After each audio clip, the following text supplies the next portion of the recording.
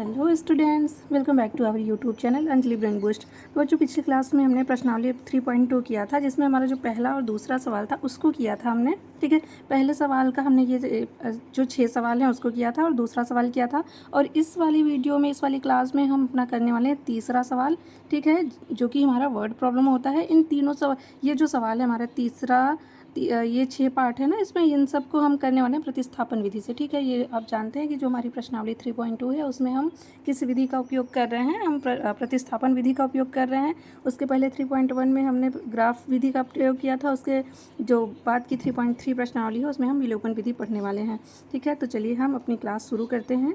तो देखिए, पहला तीसरा सवाल का जो पहला है सवाल, उसमें क्या कर रहा है कि दो संख्याओं का अंतर 26 है और एक संख्या दूसरी संख्या की 3 गुनी है, उन्हें ज्ञात कीजिए।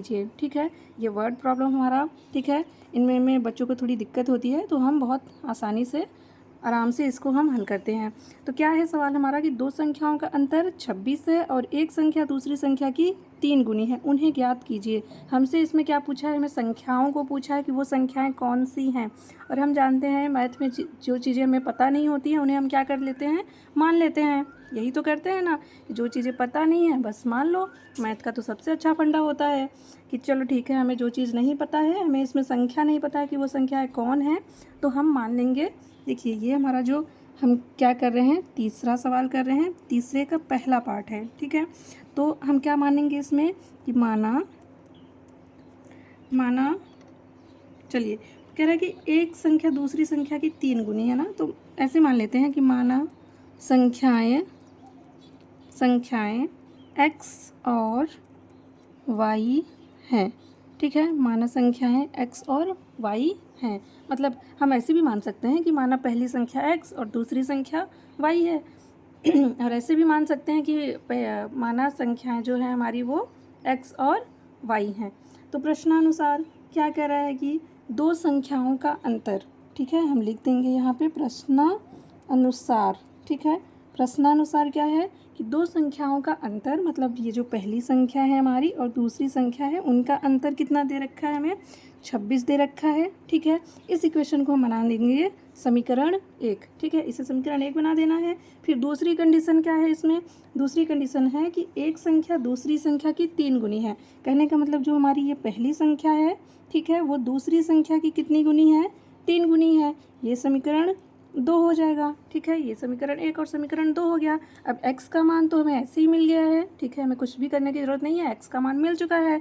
तो हम क्या करेंगे, समीकरण 2 से, ठीक है, अब हमें लिखना है, क्या लिखना है, समीकरण 2 से x का मान समीकरण 1 में रखने पर, ठीक है, समीकरण 2 से जो हमें x का मान मिला है उसे हम किस में रख देंगे, समीकरण 1 में रखने पर। ठीक है, एक क्या है हमारा x minus y is equal to 26, x is equal to कितना है 3y, तो x की जगह हम क्या रखेंगे 3y minus y is equal to 26। ठीक है, 3y से 1y निकालेंगे तो 2y मिलेगा बराबर 26, और y इज इक्वल टू 26 बटे में 2, क्योंकि 2 y के साथ में गुणा में है, तो जब दूसरी तरफ लाएंगे तो ये भाग में हो जाता है। 2 से जब कैंसिल करेंगे तो 13 बच जाएगा। तो y का मान कितना आ गया, 13। ठीक है, y का मान कितना मिला हमें, 13। मतलब एक संख्या तो मिल गई। ठीक है, एक संख्या हमें मिल चुकी है। अब हमें दूसरी संख्या चाहिए, मतलब x का मान भी चाहिए, तो y का मान हम रख देंगे समीकरण 2 में। अब लिखेंगे क्या, y का मान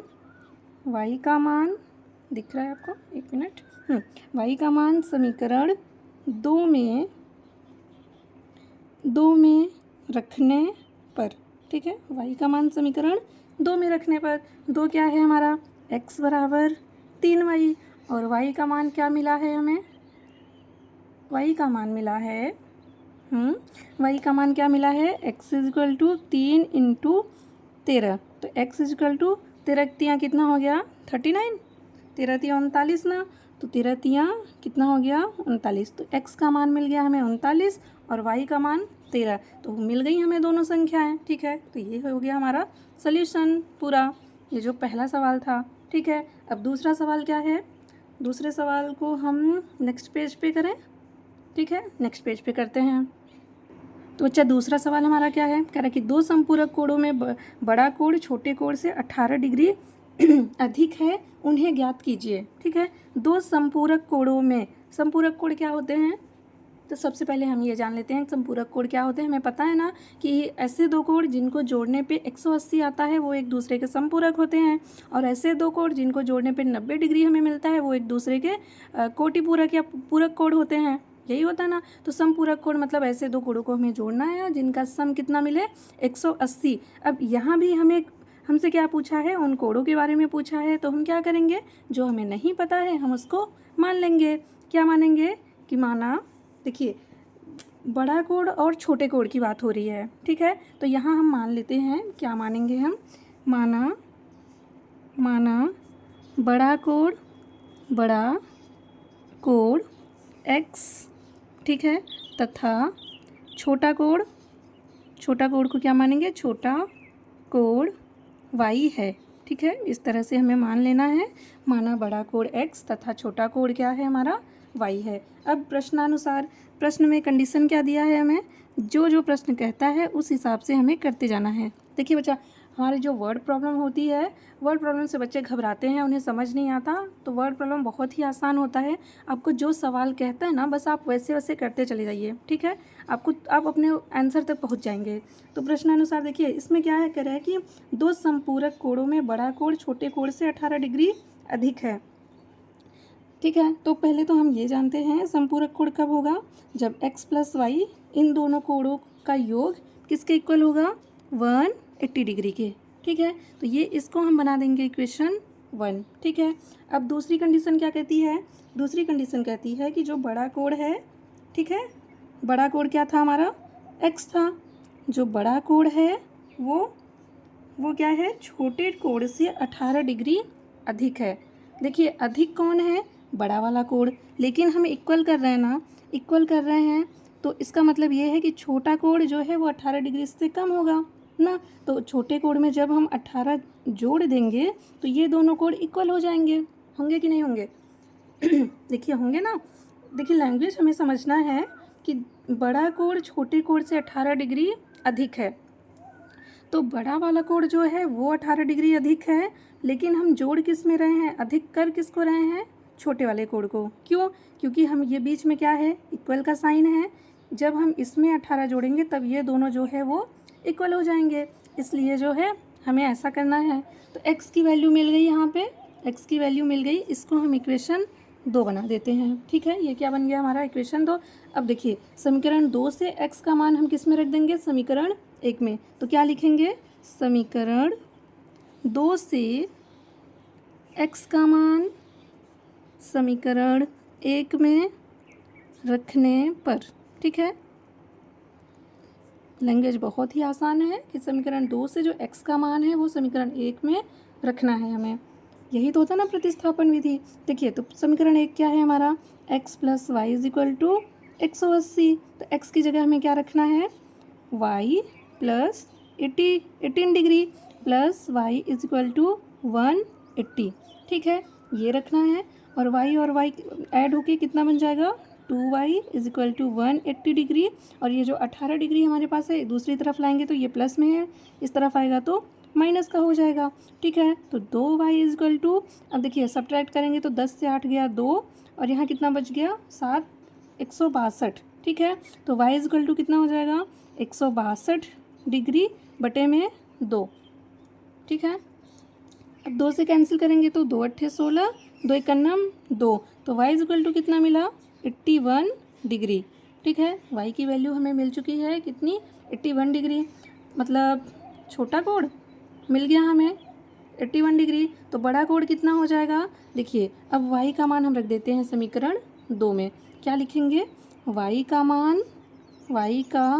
मान समीकरण 2 में रखने पर। ठीक है, समीकरण 2 में रखने पर y का मान हम किस में रखेंगे? समीकरण 2 में। समीकरण 2 क्या है? x is equal to y plus 18। तो x इजक्वल टू वाई कितना है? 81 डिग्री। y कितना है हमारा? 81 डिग्री प्लस 18। जब हम इसको ऐड करेंगे तो कितना बनेगा? 81 कितना हो गया? 9 और 9, 99 डिग्री। मतलब जो हमारा बड़ा वाला एंगल था वो कितना है? 99 डिग्री है। सॉरी दिख रहा है आपको? देखिए जो बड़ा वाला एंगल था वो हमारा कितना है 99 डिग्री है और छोटा वाला एंगल कितना है 81 डिग्री। तो हो गया, ये सोल्यूशन है हमारा। ठीक है, अब हम चलते हैं अपने तीसरे सवाल की तरफ। तीसरा सवाल यहाँ पे हो पाएगा तो हमें नेक्स्ट पेज पे ही करना पड़ेगा। देखिए तीसरा सवाल क्या है हमारा, हम पढ़ लेते हैं एक बार।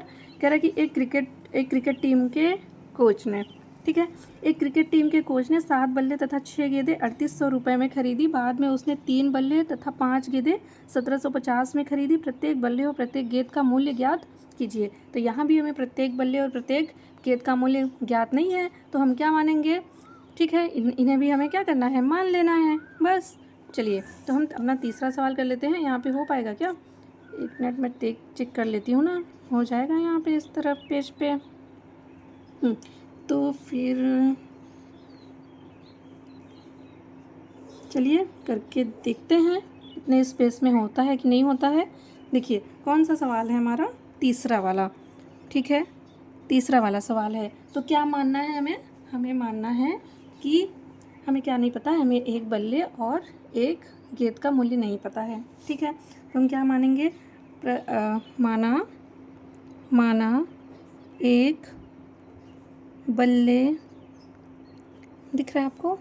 एक मिनट। माना एक बल्ले का मूल्य x रुपये, ठीक है, x रुपये तथा एक गेंद का मूल्य y रुपये है। ठीक है, हमने क्या मान लिया? एक बल्ले का मूल्य x रुपये तथा एक गेंद का मूल्य कितना? y रुपये मान लिया। अब कह रहा है कि जो कोच है हमारे ना, वो 7 बल्ला और 6 गेंद खरीदते हैं। तो जब एक बल्ले का मूल्य x रुपये है तो 7 बल्ले का मूल्य कितना होगा? 7x होगा ना।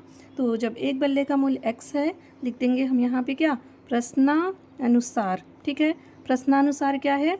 जब एक बल्ले का मूल्य हमने x लिया है तो 7 बल्ले का मूल्य क्या हो जाएगा? 7x plus. ठीक है, एक गेंद का मूल्य y है, तो कितने गेंद खरीद रहे हैं ये? 6 गेंद। तो 6 गेंद का मूल्य 6y हो जाएगा और इनका जो टोटल मूल्य है वो कितना दे रहे हैं ये? 3800। ठीक है, कितना दे रहे हैं? 3800 दे रहे हैं। इसके अनुसार हम इसको बना देंगे समीकरण 1। ठीक है, अब दूसरी कंडीशन क्या है इनकी?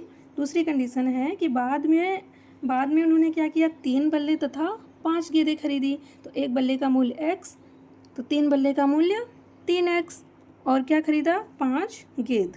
तो 5y इक्वल टू कितना हो गया?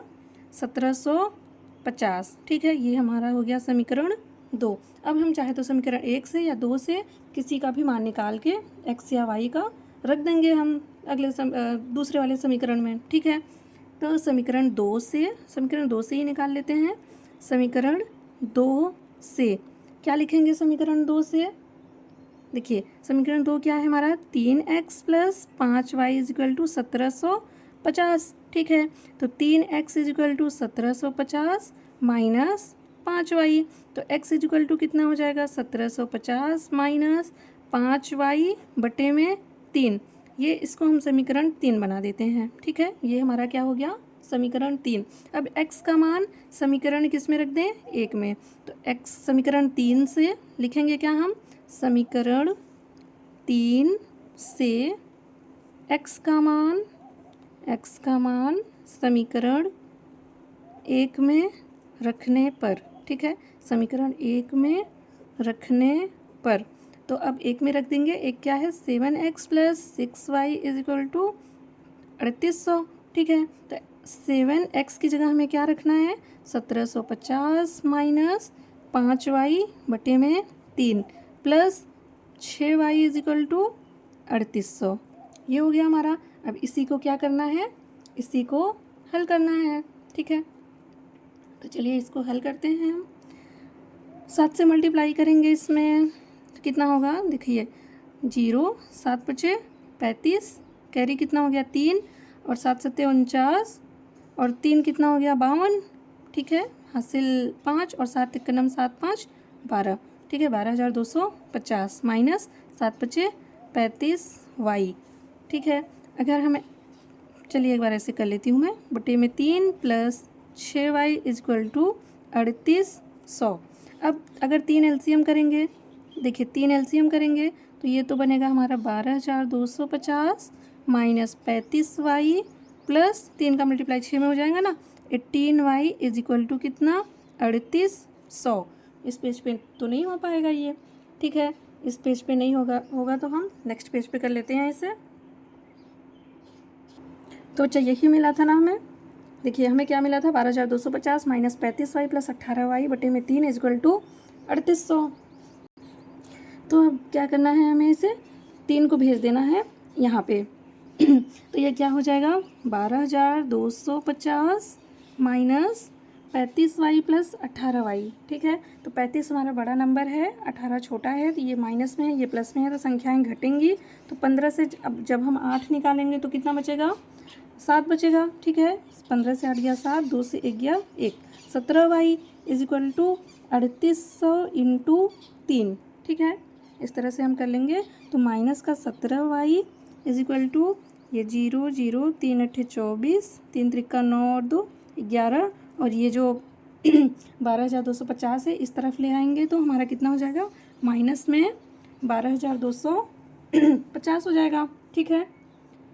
12,250।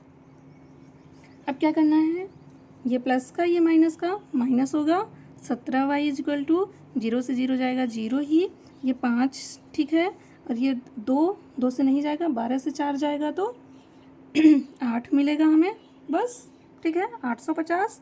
तो y is equal to minus का मिलेगा ना, तो माइनस 850 बटे में माइनस का 17, ठीक है। तो माइनस से माइनस कैंसिल हो गया, 17 बचे कितना होता है, 85 होता है। तो y का मान कितना आ गया, 50, ठीक है। y का मान कितना मिला हमें, 50 मिल गया। अब y का मान हम किस में रखेंगे, देखिए y का मान हम रखेंगे अपने समीकरण 3 में। तो हम क्या लिखेंगे, y का मान समीकरण 3 में रखने पर, ठीक है, y का मान समीकरण 3 में रखने पर। तो समीकरण 3 क्या था हमारा, एक मिनट, तो ये था बच्चा हमारा समीकरण 3, ठीक है। अब इसी में हम रख देंगे, जब y का मान रखेंगे तो हमें x का मान भी मिल जाएगा। तो x is equal to 1750 minus 5 into y की जगह हमने क्या रखा, 50 और बटे में 3, ठीक है, दिख रहा होगा आपको। तो x is equal to 1750 minus 5 से 5 में गुणा करेंगे तो 250 ये मिल जाएगा बटे में 3, ठीक है। अब इधर हम कर लेते हैं, देखिए इस तरफ कर लेते हैं 1750 और 1750 में जब हम 250 निकालेंगे, एक मिनट, देखिए ना, 1750 से हमें कितना निकालना है, 250 निकाल देना है। तो x इज इक्वल टू कितना बन जाएगा, देखिए 0, 5 से 5 क्या 0 हो गया, ठीक है, 7 से 2 गया 1500, 1500 बटे में 3, ठीक है। अब इसको काटेंगे तो 3 × 5 = 15, तो x का मान कितना आया, 500। कहने का मतलब जो हमारा एक बल्ले का मूल्य कितना है, एक बल्ले का मूल्य, एक बल्ले का मूल्य हमने x माना था, तो x इज इक्वल टू कितना हो गया, 500 रुपये, ठीक है। और एक गेंद का मूल्य, एक गेंद का मूल्य, गेंद का मूल्य क्या माना था हमने, y माना था, तो वो y कितना है, 50 रुपये, ठीक है। कहने का मतलब जो बैट मिल रहा है वो 500 रुपये का और जो गेंद मिल रही है वो 50 रुपये की, ठीक है। तो अब हम करते हैं अपना नेक्स्ट सवाल। तो देखिए चौथा सवाल क्या है हमारा, कह रहा है कि एक नगर में टैक्सी के भाड़े में एक नियत भाड़े के अतिरिक्त चली गई दूरी पर भाड़ा जो है वो सम्मिलित किया जाता है, ठीक है। 10 किलोमीटर दूरी के लिए भाड़ा 105 रुपये है और 15 किलोमीटर के लिए भाड़ा कितना है, 155 है। नियत भाड़ा तथा प्रति किलोमीटर भाड़ा क्या है। एक व्यक्ति को 25 किलोमीटर यात्रा करने के लिए कितना भाड़ा देना होगा। तो देखिए इसमें है क्या ना, इसमें क्या है कि अगर आप एक दूरी चलते हैं ना तो आपको एक नियत जो है वो भाड़ा देना पड़ेगा, ठीक है। लेकिन अगर उससे अतिरिक्त दूरी चलते हैं उसके लिए अलग देना पड़ेगा, ठीक है। कुछ दूरी के लिए तो एक नियत भाड़ा है, फिर आगे उसके आगे आप चलते हैं तो एक्स्ट्रा भाड़ा लगना है, ठीक है। तो हमसे पूछा क्या है कि नियत भाड़ा तथा प्रति किलोमीटर भाड़ा क्या है। तो जो पूछा है वो जो हमें नहीं पता उसी को तो मानना होता है। सिंपल सी बात होती है। तो इसमें भी हम क्या मानेंगे, माना नियत भाड़ा x रुपये है, ठीक है, x रुपये, नियत भाड़ा कितना है, x है, तथा प्रति किलोमीटर, ठीक है, प्रति किलोमीटर भाड़ा y रुपये है। इस तरह से हमें क्या करना है, मान लेना है। पूछा भी तो हमें यही है ना, देखिए पूछा क्या है, नियत भाड़ा तथा प्रति किलोमीटर भाड़ा क्या है, तो यही हम मानेंगे कि नियत भाड़ा x रुपये है और प्रति किलोमीटर भाड़ा कितना है, y रुपये है। अब प्रश्नानुसार हमें क्या करना है, देखिए प्रश्नानुसार प्रश्न क्या कहता है कि जो है एक नगर में टैक्सी के भाड़े में एक नियत भाड़े की अतिरिक्त चली गई दूरी पर भाड़ा जो है वो सम्मिलित किया जाता है। तो 10 किलोमीटर की दूरी पर कितना है, 105 है। कहने का मतलब अगर x तो नियत भाड़ा रहेगा, ठीक है, हम कुछ दूरी चलते हैं तो उस पर तो x जो है वो x रुपये नियत भाड़ा है। लेकिन जब हम एक्स्ट्रा कुछ दूरी चलते हैं, एक्स्ट्रा जो चल रहे हैं, कितने किलोमीटर चल रहे हैं, एक्स्ट्रा में हमने y माना है, लेकिन ये चल कितना रहा है, 10 किलोमीटर चल रहा है। तो 10y और इसका जो टोटल भाड़ा है वो कितना है, 105 है, ठीक है। इसको हम बना देंगे कि क्या, समीकरण 1। और दूसरी कंडीशन क्या है, वो 15 किलोमीटर, मतलब नियत भाड़ा तो है इसका, लेकिन 15 किलोमीटर का भी भाड़ा है और वो टोटल भाड़ा कितना है, 155 है, ठीक है। मतलब नियत भाड़ा भी और 10 किलोमीटर दूरी का भाड़ा भी, ठीक है, वो कितना है, 105 है, और x नियत भाड़ा और 15 किलोमीटर दूरी का भाड़ा 155 है। ये समीकरण तो हो जाएगा। अब इसी से हमें x और y मिल जाएगा, ठीक है। तो चलिए समीकरण 1 से हम मान निकाल लेते हैं। समीकरण 1 से निकालें या 2 से निकालें, ठीक है, तो समीकरण 2 से निकाल लेते हैं। समीकरण 2 से, ठीक है, समीकरण 2 से क्या है, x plus 15y is equal to 155। तो x इज इक्वल टू क्या है, 155 माइनस 15y, ठीक है। इसी को हम समीकरण कौन सा नाम दे देंगे, 3। अब समीकरण 3 से x का मान हम किस में रखेंगे, समीकरण 1 में। समीकरण 3 से x का मान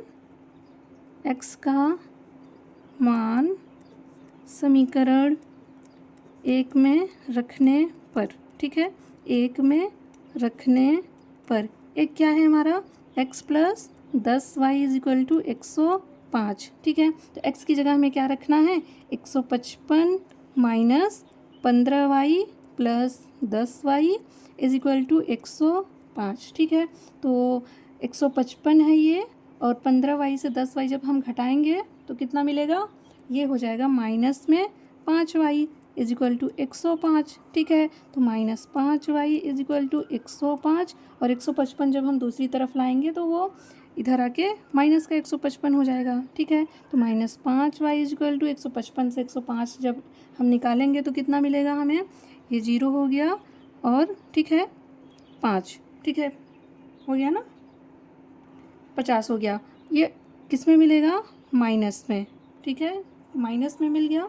तो y is equal to minus 50 बटे में माइनस 5, तो माइनस से माइनस कैंसिल होगा, और ये कितनी बार में, 10 बार में। तो y इज इक्वल टू कितना हो गया, 10, ठीक है, y इज इक्वल टू कितना हो गया, 10। अब y का मान हम क्या करेंगे, y का मान हम रख देंगे समीकरण 3 में, इधर कर लेते हैं हम इस तरफ, ठीक है। अब क्या लिखेंगे, देखिए y का मान समीकरण 3 में रखने पर, y का मान हम किस में रख देंगे, हमारे समीकरण 3 में। क्या है समीकरण 3 हमारा, x is equal to 155 minus 15y, ठीक है। तो x is equal to 155 minus 15, और y का मान कितना है, 10 है, ठीक है। तो x is equal to 155 minus 15 था हमारा कितना, 150, तो x इज इक्वल टू कितना, 5, ठीक है। कहने का मतलब जो नियत भाड़ा है वो हमारा कितना है, 5 रुपये है। तो ये क्या है हमारा नियत भाड़ा, ठीक है, नियत भाड़ा कितना है, इज इक्वल टू 5 रुपीज़ है। और जो हमारा उसके एक्स्ट्रा जो भाड़ा है, ठीक है, प्रति किलोमीटर भाड़ा कितना है, ये हमारा 10 रुपये है। तो हम लिख देंगे प्रति किलोमीटर भाड़ा, प्रति किलोमीटर भाड़ा इज इक्वल टू 10 रुपये और नियत भाड़ा इज इक्वल टू 5 रुपये। फिर आगे भी हमसे कुछ पूछा है, कह रहा है कि 25 किलोमीटर यात्रा करने पे हमें कितना भाड़ा देना होगा ना, उसमें जो है नियत भाड़ा भी होगा। तो नियत भाड़ा तो x होगा और कितना चल रहा है दूरी 25 किलोमीटर, मतलब ये 25y ना, तो इसका भाड़ा कितना मिलेगा, तो 5 + 25 इंटू कितना 10 रुपये के हिसाब से 10 रुपये प्रति किलोमीटर है, लेकिन ये चल कितना रहा है 25 किलोमीटर, ठीक है। और 5 रुपये नियत भाड़ा जो है वो तो हमें देना ही पड़ेगा। तो 5 + 250, ठीक है, 250 और 5 कितना हो गया 255 रुपये, ठीक है। अगर वो 25 किलोमीटर को ही जाता है तो उसे कितना देना पड़ेगा 255 रुपये। तो यही सब हमारे क्या हो जाएंगे, आंसर हो जाएंगे। तो चलिए अगला सवाल भी कर लेते हैं हम अपना 5वां सवाल। तो बच्चा 5वां सवाल हमारा क्या कहता है, कह रहा है कि यदि किसी भिन्न के अंश और हर दोनों में 2 जोड़ दिया जाए तो वह 9/11 हो जाती है। यदि अंश और हर दोनों में 3 जोड़ दिया जाए तो वह 5/6 हो जाती है। वह भिन्न ज्ञात कीजिए, ठीक है। वह भिन्न ज्ञात कीजिए, हमें भिन्न नहीं पता है ना क्या है भिन्न, और भिन्न होता किस में है, देखिए भिन्न मतलब क्या होता है, न्यूमरेटर अपॉन में डिनोमिनेटर, यही होता है ना। भिन्न इक्वल टू अंश बटे में हर। तो हमें अंश भी नहीं पता है, हर भी नहीं पता है। जब अंश और हर नहीं पता है तो हम भिन्न कैसे निकालेंगे, आप ही बताइए हमें। तो हम क्या करेंगे, हम एक देखिए डायरेक्ट भी मान सकते हैं कि माना भिन्न इक्वल टू x अपॉन में y, लेकिन एक बारी बारी से मान लेते हैं कि x जो हमारा अंश है वो x है और हर कितना है y है। तो इसको हम कैसे करेंगे, तो लिखेंगे इसमें भी माना अंश x तथा हर y है, ठीक है। जब अंश x हो जाएगा हर y हो जाएगा तो भिन्न क्या मिलेगा हमें, तो भिन्न is equal to x upon में y। भिन्न यही तो होता है, अंश बटे में हर, बस। तो भिन्न is equal to x upon में y। अब हम प्रश्न की जो कंडीशन है उसके अनुसार चलेंगे। तो प्रश्नानुसार क्या हो जाएगा, प्रश्नानुसार कह रहा है कि इसके अंश और हर दोनों में 2 जोड़ दिया जाए। तो क्या है प्रश्न हमारा, कह रहा है कि अंश और हर में दोनों में 2 जोड़ने पर, ठीक है। तो x बटे में y, दोनों में क्या कह रहा है 2 जोड़ने पर। 2 जोड़ते हैं तो भिन्न हमारा किसके बराबर हो जा रहा है, अगर जब हम उसके अंश और हर में 2 जोड़ रहे हैं तो भिन्न हो जाता है 9/11, ठीक है। प्रश्न है ना आपके पास में, देखिए क्या कह रहा है कि यदि उसके अंश और हर दोनों में 2 जोड़ दिया जाए तो वह कितना बन जाता है 9/11, ठीक है। तो 9/11 हो गया। अब हम क्या करेंगे, क्रॉस मल्टीप्लाई कर देते हैं, ठीक है। 11 का मल्टीप्लाई हो जाएगा किसमें, x + 2 में, और 9 का मल्टीप्लाई y + 2 में। क्रॉस मल्टीप्लाई ना, इसी को तो कहते हैं हम क्रॉस मल्टीप्लाई, ठीक है। तो 11 का गुणा 11 x में करेंगे तो 11x + 2 में करेंगे तो 22, 9y + 18, ठीक है। तो 11x 9y को इस तरफ लाएंगे तो माइनस का 9y इज इक्वल टू 18 - 22, ये +22 था, दूसरी तरफ भेज दिया तो माइनस का 22 हो गया। अब 11x - 9y is equal to 22 से 18 माइनस करेंगे तो 4 मिलेगा ना, -4। इसको हम बना देंगे समीकरण 1। अब दूसरी कंडीशन क्या कहती है, दूसरी कंडीशन कहती है कि अगर उसके अंश और हर दोनों में 3 जोड़ दिया जाए, ठीक है। तो ये हमारा भिन्न था, उसके अंश में भी 3 जोड़ दिया जाए और हर में भी 3 जोड़ दिया जाए तो भिन्न क्या हो जाती है, भिन्न हो जाती है हमारी 5/6, ठीक है। तो ये हो जाती है हमारी भिन्न। अब इसमें भी क्या करना है हमें, इसका क्रॉस मल्टीप्लाई कर देना है। 6 का गुणा करना है x + 3 में और 5 का गुणा किस में करना है y + 3 में। क्रॉस मल्टीप्लाई ऐसे, ठीक है। अब 6x + 6 × 18, 5 का गुणा y में तो 5y + 5 × 15, ठीक है। तो 6x 5y को दूसरी तरफ लाएंगे तो -5y होगा और 18 को उस तरफ भेजेंगे तो -18 हो जाएगा, ठीक है। तो 6x - 5y is equal to -3, ये क्या बन जाएगा हमारा समीकरण 2। अब हम समीकरण दोनों अपने समीकरण को हल कर लेंगे, ठीक है। अब क्या करूँ मैं, किसी एक समीकरण से हम x का मान निकाल के चलिए समीकरण 1 से इस तरफ करते हैं, ठीक है। थोड़ा हम अब यहाँ कर लेंगे।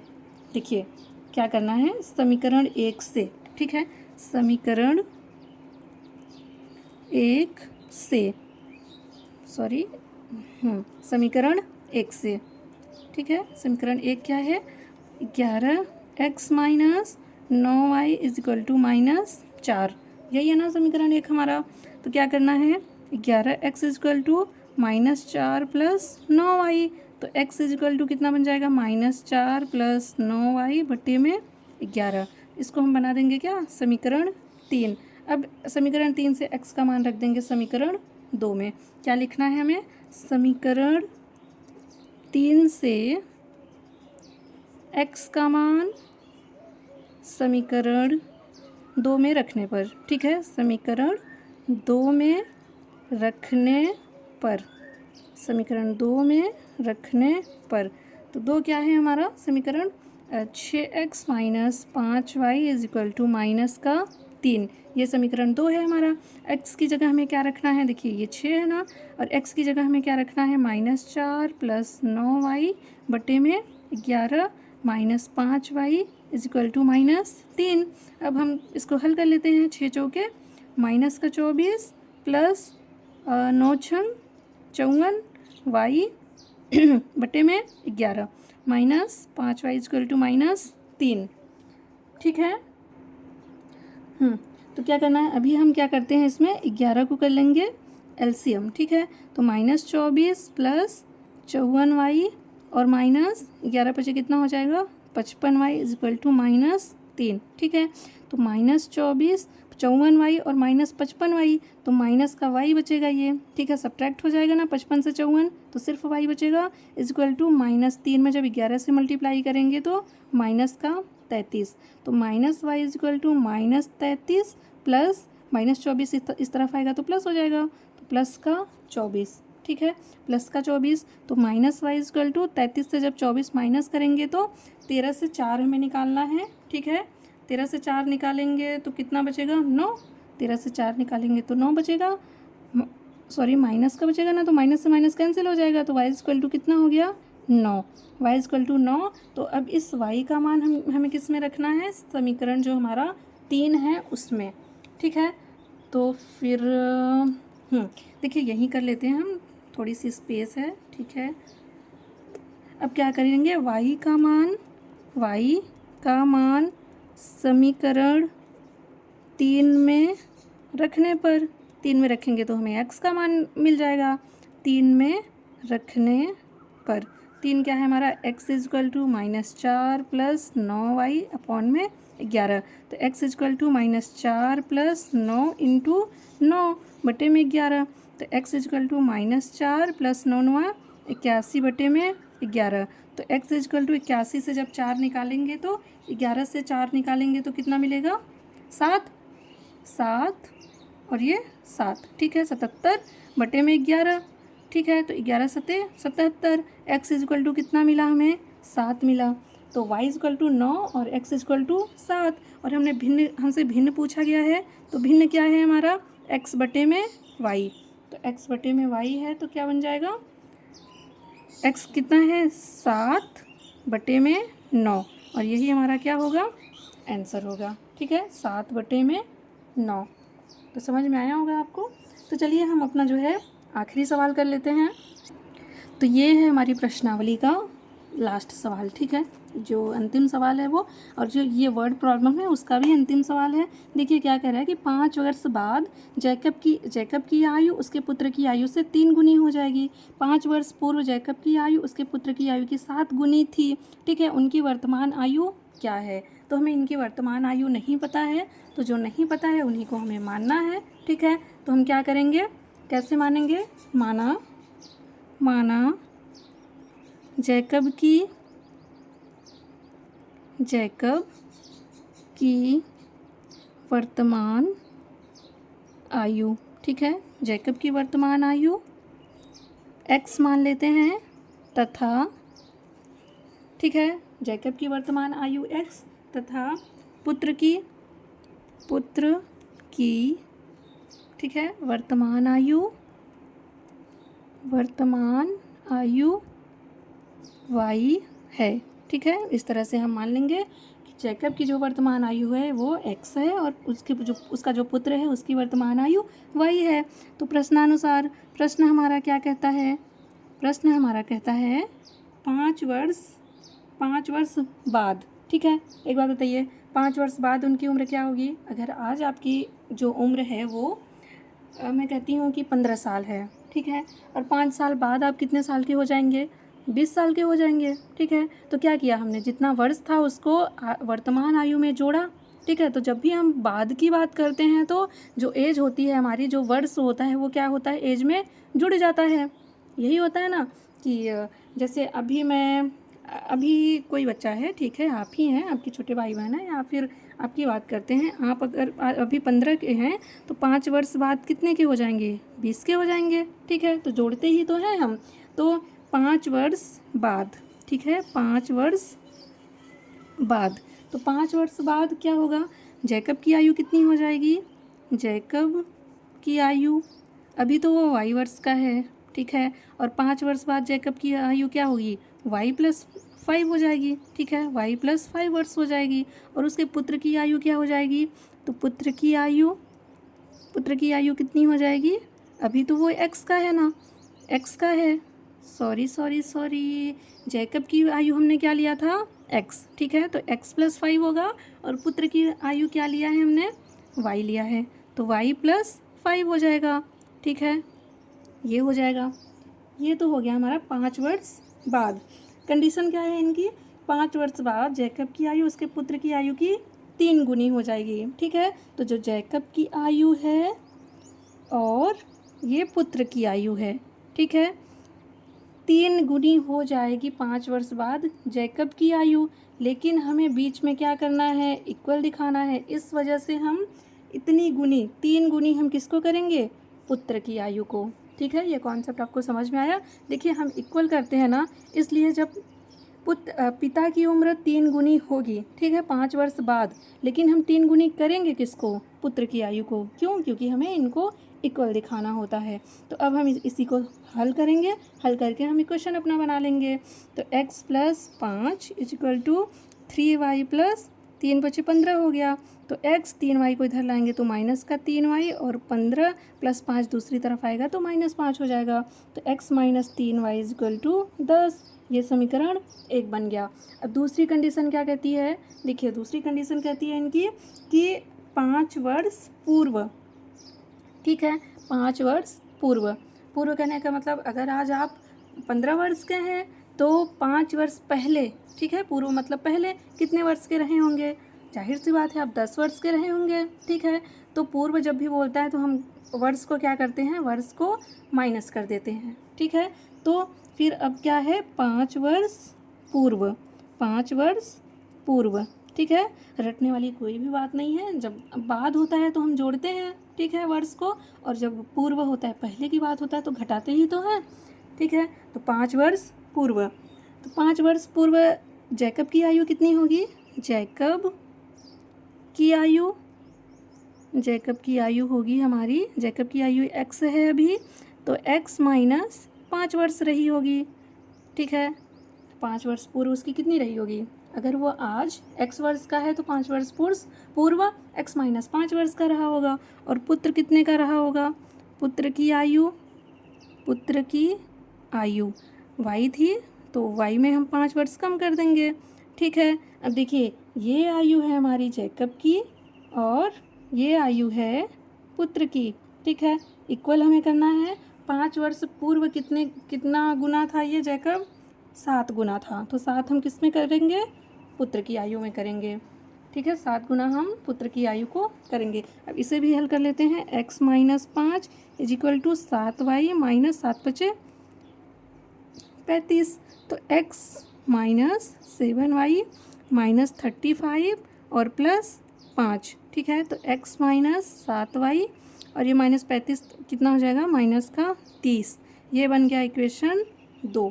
अब हम क्या करते हैं? समीकरण 1 से x का मान निकालेंगे, समीकरण 2 में रख देंगे। ठीक है, तो साइड में ही कर लेते हैं हम। देखिए, यहाँ पे कर लेते हैं।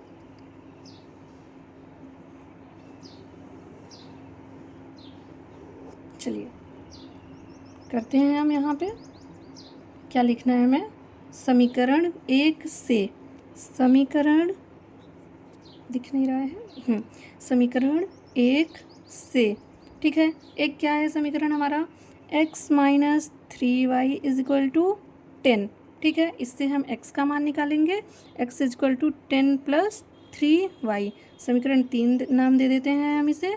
अब समीकरण 3 से, समीकरण 3 से x का मान समीकरण 2 में रखने पर, ठीक है, समीकरण 2 में रखने पर, 2 क्या है, 2 है x minus 7y is equal to minus 30, तो x minus 7y is equal to minus 30 है, ये 2 है ना। अब इसमें x की जगह हमें क्या रखना है, 10 plus 3y minus 7y is equal to minus 30। जब हल करेंगे इसको तो क्या मिलेगा, देखिए ये 7y से 3y माइनस करेंगे तो माइनस का 4y और माइनस 30 और प्लस 10 इस तरफ आएगा तो माइनस 10 हो गया, तो minus 4y equal to minus 40, ठीक है। तो y इजक्वल टू माइनस 40 बटे में माइनस 4, माइनस से माइनस कैंसिल और ये 10 बार में, तो y इजक्वल टू कितना हो गया, y इजक्वल टू हो गया 10, ठीक है। तो जैकब की आयु कितनी मिल गई हमें, 10 वर्ष। y हमने जैकब की आयु माना था, ठीक है, जैकब की आयु माना था, तो जैकब की आयु, सॉरी ये पुत्र की आयु हमें मिल गई 10 वर्ष। तो जैकब की आयु कितनी होगी, y का मान हम रख देंगे समीकरण 3 में, तो y का मान समीकरण 3 में रखने पर, ठीक है, रखने पर 3 क्या है हमारा, x बराबर 10 प्लस 3y, तो y की जगह हमें क्या रखना है, y की जगह हमें रखना है 10, तो x इजक्वल टू 10 प्लस 30, तो x इजक्वल टू कितना 40। तो जो पिताजी थे जैकब जो थे उनकी आयु कितनी है, 40 वर्ष, ठीक है, और पुत्र की आयु 10 वर्ष मिल गया हमें। तो हम लिख देंगे जैकब की आयु इज इक्वल टू 40 वर्ष, ठीक है, और पुत्र की आयु 10 वर्ष, ठीक है। तो ये हमारा आंसर हो जाएगा। तो आई होप आपको ये सवाल जो है समझ में आया होगा। तो जो वर्ड प्रॉब्लम थे हमारी जो एक्सरसाइज 3.2 की वो ख़त्म होता है यहीं पे। तो आज के लिए बस इतना ही, तो बस यहीं हम बंद करते हैं, ठीक है, अपनी वीडियो। चलिए अब नेक्स्ट वीडियो में मिलते हैं नेक्स्ट एक्सरसाइज के साथ में। आज के लिए बस इतना ही, थैंक यू।